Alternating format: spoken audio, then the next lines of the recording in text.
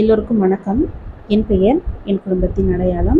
அரசு அதிகாரி ஆகணும் அப்படிங்கிறது தான் என்னுடைய லட்சியம். என்னுடைய லட்சியம் அப்படிங்கிறது வந்து ஒரு பெரிய இலக்கு தான்.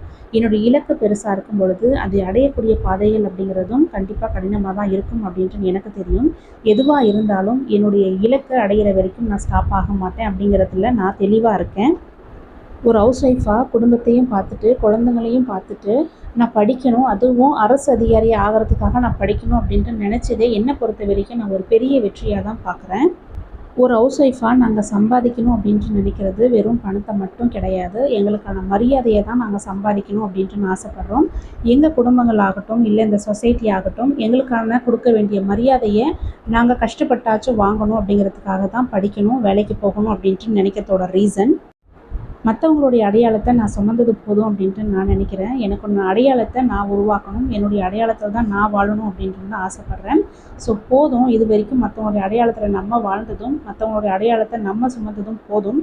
நமக்கான அடையாளத்தை நம்ம உருவாக்கணும். நம்மளுடைய அடையாளம் என்ன அப்படிங்கிறத நீங்கள் தான் கண்டுபிடிக்கணும்.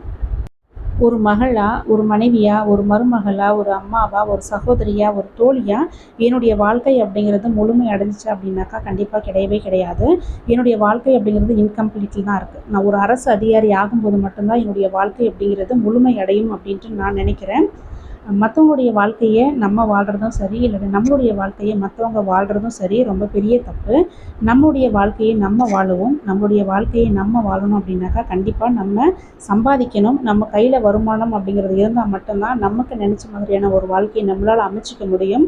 ஸோ எல்லாருமே நல்லபடியாக படிங்க. All the best.